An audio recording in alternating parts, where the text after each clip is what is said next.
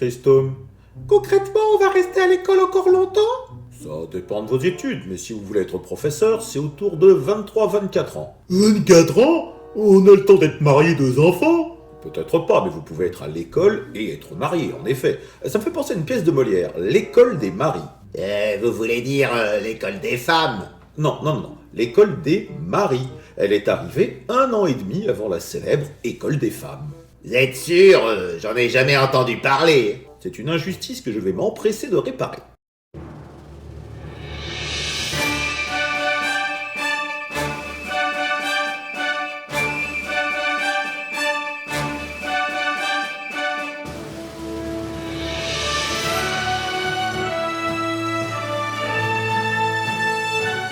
Bonjour chers élèves, je suis le comte de Noailles et certains événements de l'année précédente sur les droits des femmes doivent vous conduire à cette école des maris et sur la meilleure façon, selon un auteur du XVIIe siècle, de traiter les femmes.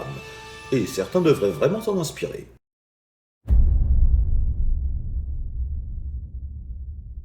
Molière s'était essayé à la grande comédie héroïque en 5 actes en vers en février 1661, et ce fut un échec cuisant, avec seulement 7 représentations avant d'être retiré. Un véritable traumatisme pour Molière, mais surtout un manque à gagner évident pour sa troupe. Il devait absolument rebondir et ne pas rester sur cet échec. Il se mit donc immédiatement au travail, profitant de la relâche de Pâques pour se concentrer sur la versification d'une comédie en 3 actes, qu'il compta faire jouer le plus vite possible. Fort heureusement, parmi ses amis, il avait Paul Scarron. Ce noble, ancien abbé et infirme depuis ses 30 ans, était un auteur burlesque très en vue de Paris depuis 1652. Malheureusement décédé en octobre 1660, ou heureusement selon son propre point de vue, Paul Scarron avait légué à Molière le canevas d'une pièce espagnole, Le mari fait la femme, de Juan Ruiz de Alarcón y Mendoza. Cet auteur s'était fait connaître en France grâce à Pierre Corneille, qui avait déjà adapté une de ses comédies, Le Menteur, en 1644. Donc, adapter une œuvre de Mendoza était une bonne idée. Si Scarron voulait adapter Le mari fait la femme, et si Molière a fini par le faire, c'est parce que ces deux auteurs avaient un point commun, l'écart d'âge avec leurs épouses respectives. Scarron avait 42 ans lorsqu'il épousa Jeanne d'Aubigné, la future Madame de Maintenon, qui n'avait que 16 ans et demi, qui était orpheline et sans le sou. Toute ressemblance avec l'école des maris n'est bien sûr pas fortuite. Et de l'autre côté, Molière, 39 ans, envisageait de se marier avec Armande Béjart, 19 ans, la possible sœur, mais probable fille, de Madeleine Béjart, sa maîtresse et camarade de troupe. Une Armande officiellement orpheline et sans le sou, recueillie par la troupe depuis qu'elle était toute petite, toute ressemblance avec l'école des maris, enfin bref, vous avez compris. Molière avait une autre influence, plus antique et moins personnelle. Il s'agit des adelphes, de l'auteur latin Terence. Nous y reviendrons, mais là où Terence a voulu faire dans la nuance, Molière, lui, est allé à fond dans la caricature. C'est moins profond que les adelphes, mais c'est bien plus drôle.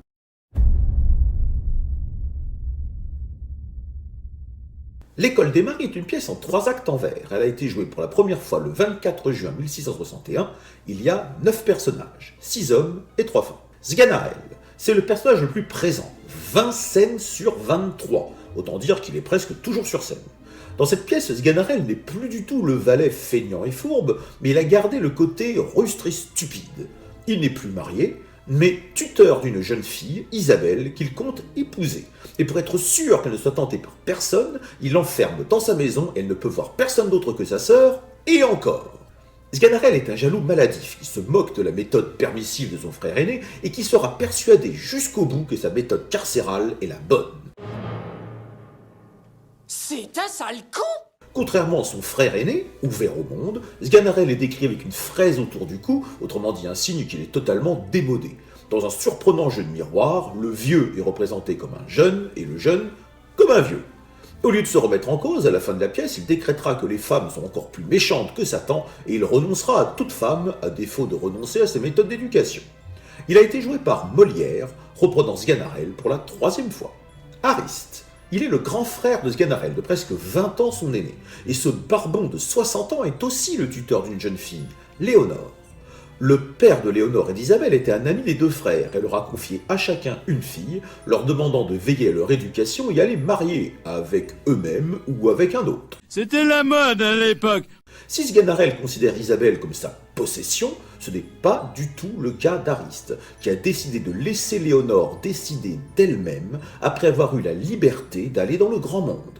Il est conscient de la grande différence d'âge entre sa filleule et lui, et il incarne la sagesse et la bonté.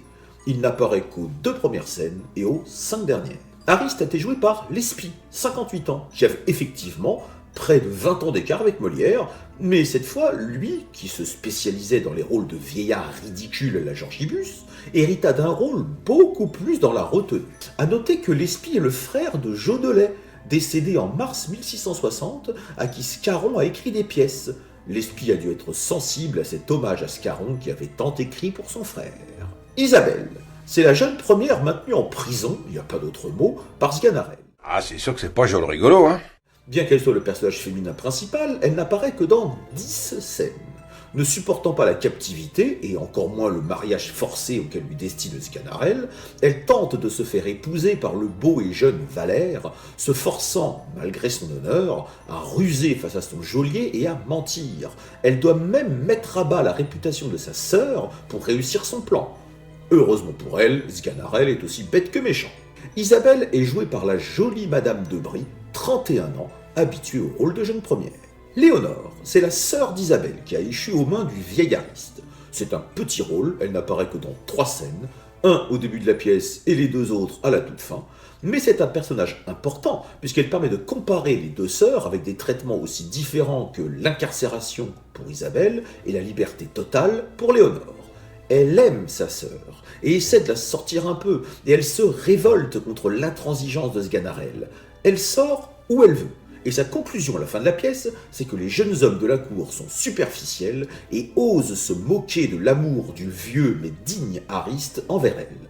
Découvrant qu'elle ne supporte pas leur raillerie, elle comprit que malgré leurs 40 ans de différence d'âge, elle aime le vieil Ariste, et lui propose d'elle-même de l'épouser le lendemain. Léonore fut jouée par Armande Béjart, 19 ans, dont c'est le premier vrai rôle, et le message envoyé par Molière est clair. Il lui promet liberté si elle accepte de l'épouser, lui, le vieillard. Il joue Sganarelle, mais il se voit Ariste. Valère, c'est le jeune premier de la pièce. Amoureux d'Isabelle depuis 4 mois, il essaie d'accoster Sganarelle en homme de la cour, mais se heurte à l'impolitesse criarde du méchant. À l'acte 2, il peine à comprendre le message d'amour d'Isabelle, mais se fait aider par son valet Ergaste. Il reçoit enfin une lettre d'elle, apportée par Sganarelle lui-même, et réussit à apitoyer brièvement Sganarelle en avouant son amour sincère et en affirmant son désir d'épouser la jeune première, de façon à ce que le naïf tuteur le rapporte à la jolie demoiselle. Qu'est-ce qu'on risque? La grande scène de la pièce se situe dans l'acte 2, où Sganarelle réunit de lui-même les 2 amants et où a lieu un délicieux quiproquo et un tour de force d'écriture, entre les 2 amants s'avouant leurs sentiments devant Sganarelle, qui lui croit qu'Isabelle rejette le beau jeune homme. Mais Valère est un vrai chevalier blanc. On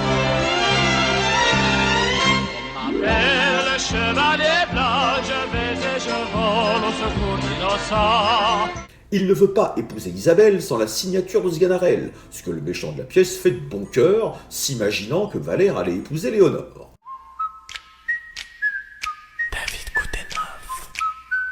Valère fut joué par Lagrange, habitué au rôle de jeune premier. Ergaste, c'est le serviteur de Valère. Il est un rôle de soutien, encourageant son maître et l'aidant à traduire les intentions d'Isabelle. Il explique même au public la morale de la pièce. Le meilleur moyen d'être cocu est de vouloir contrôler la conduite de sa femme. Présent 8 scènes, à l'acte 1 et 2, il n'apparaît ensuite que pour la scène finale. Ergaste fut joué par René Duparc, habitué au rôle de Valère. Lisette, la servante de Léonore la suit fidèlement, elle n'est donc présente que dans 3 scènes, et c'est un rôle anecdotique, pour ne pas dire inutile. Elle ne sert que pour montrer que même des serviteurs se révoltent de la méthode de Sganarelle.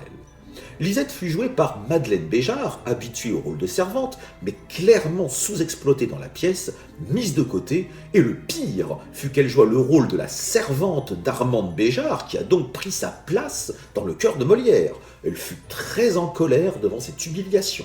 Le commissaire, présent dans 4 scènes de l'acte 3, dont une scène où il est muet, le commissaire est surtout un excellent prétexte pour que le mariage puisse se conclure.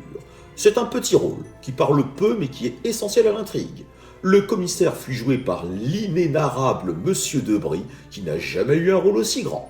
Le notaire, c'est un tout petit rôle à la limite de la figuration. Il accompagne le commissaire et il n'a qu'une moitié de vers à réciter de toute la pièce, uniquement pour se présenter.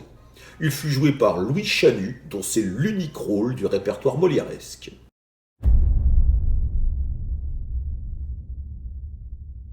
Acte 1.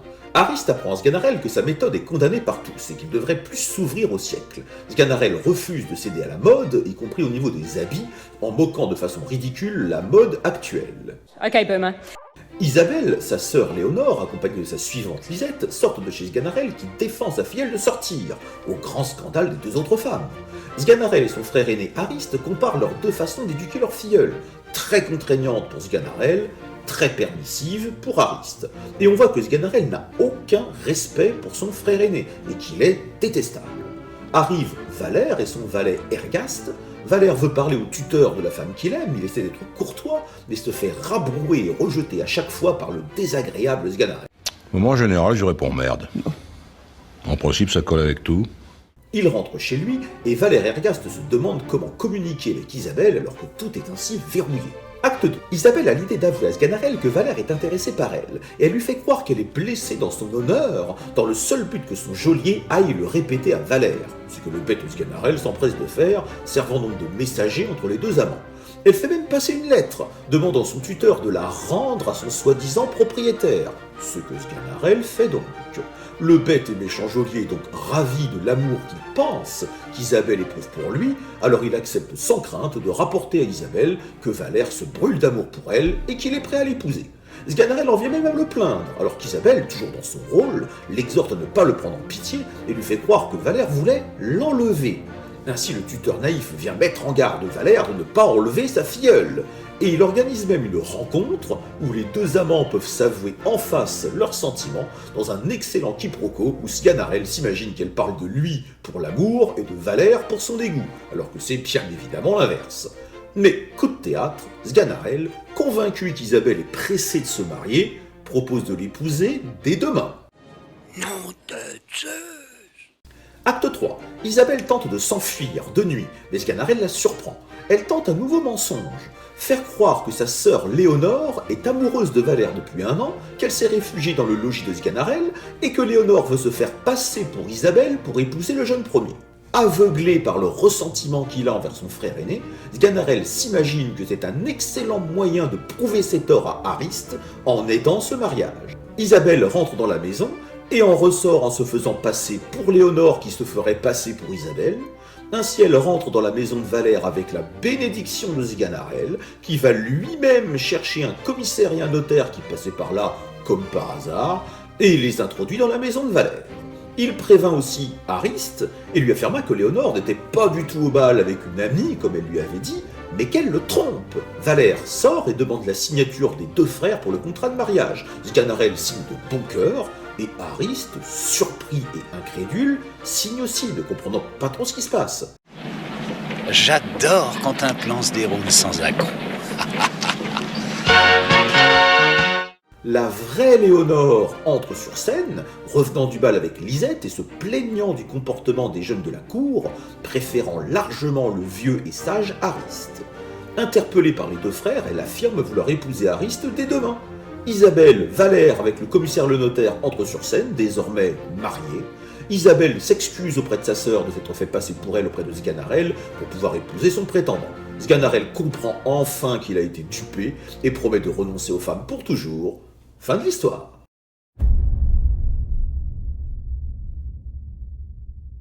Enfin, la chair est faible, et j'entends tous les bruits. Je ne veux point porter de cornes, si je puis. Et comme à m'épouser sa fortune l'appelle, je prétends corps pour corps pouvoir répondre d'elle. Pourvu que les méchants perdent. Elle peut m'épouser, sinon choisir ailleurs. Je consens que sans moi, ses destins soient meilleurs, et j'aime mieux la voir sous un autre hyménée que si contre son gré sa main m'était donnée. Pourvu que les gens t'égarent. L'un par un juste choix où l'honneur m'intéresse, à toute mon estime et toute ma tendresse, et l'autre, pour le prix de son affection, à toute ma colère et mon aversion. Lorsqu'ils viennent, d'un ton de mauvais goguenard, vous raillez sottement sur l'amour d'un vieillard, et moi, d'un tel vieillard, je prise plus le zèle que tous les beaux transports d'une jeune cervelle. J'ai douté, je l'avoue. Et cet arrêt suprême qui décide du sort de mon amour extrême doit m'être assez touchant pour ne pas s'offenser que mon cœur par 2 fois le fasse prononcer. Apprenez, pour avoir votre esprit raffermi, qu'une femme qu'on garde est gagnée à demi, et que les noirs chagrins des maris ou des pères ont toujours du galant avancer les affaires. Vous, si vous connaissez des maris loups-garous, envoyez-les au moins à l'école chez nous.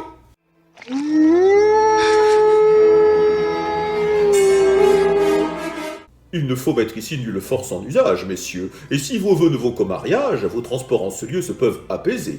Tous deux également tendent à s'épouser. Oui, notaire royal.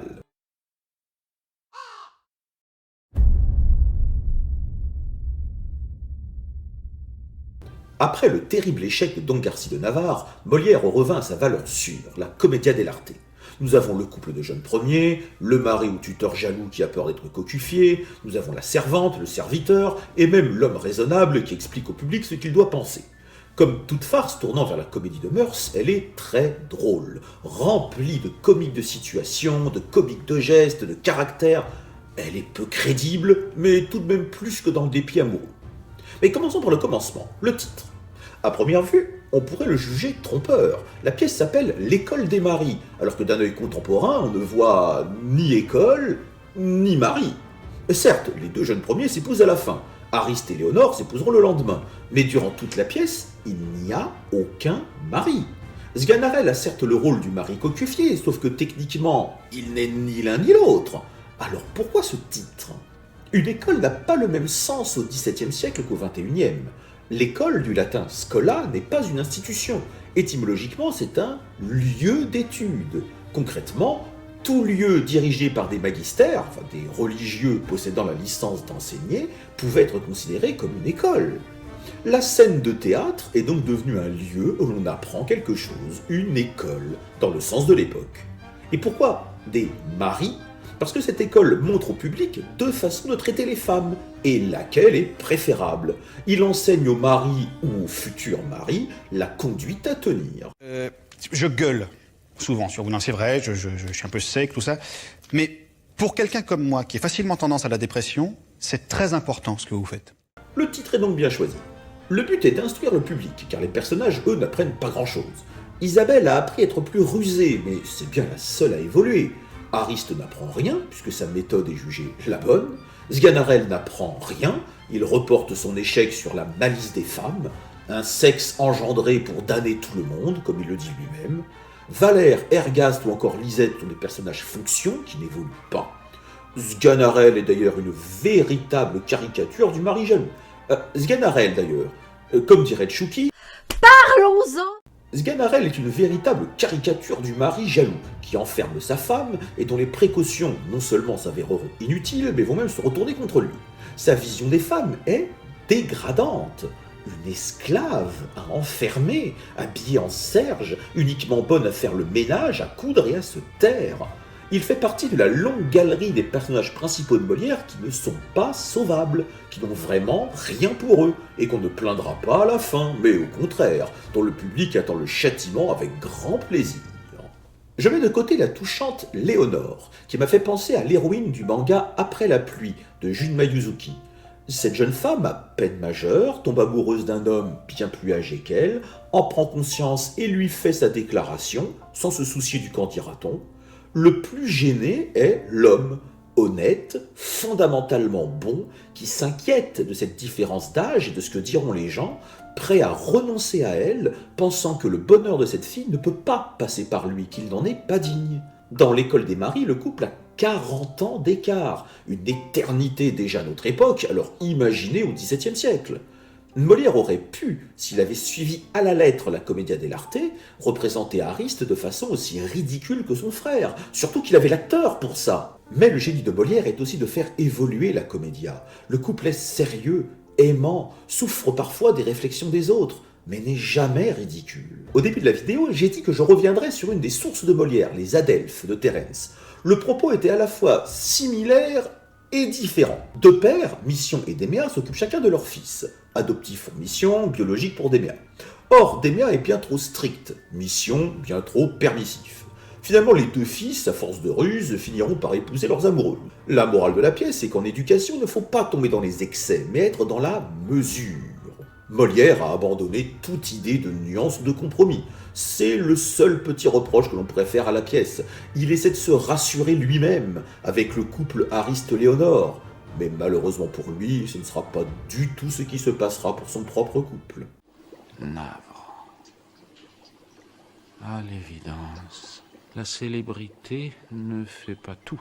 L'école des maris plut tellement à Nicolas Fouquet, le surintendant des finances du jeune roi, autrement dit l'un des hommes les plus riches de France, que le ministre lui commanda une pièce pour la fête somptueuse qu'il donne pour le roi à son château de Vaux-le-Vicomte, fête qui a lieu le 17 août, donc dans 2 mois à peine. Molière releva le défi et écrivit une pièce en vers en seulement 15 jours. Ce fut Les Fâcheux. Cette commande prestigieuse mais risquée fut-elle un succès ou un échec ? A-t-il eu raison de participer à cette fête qui allait bousculer pas mal de destins ? Il faut le lire pour le savoir.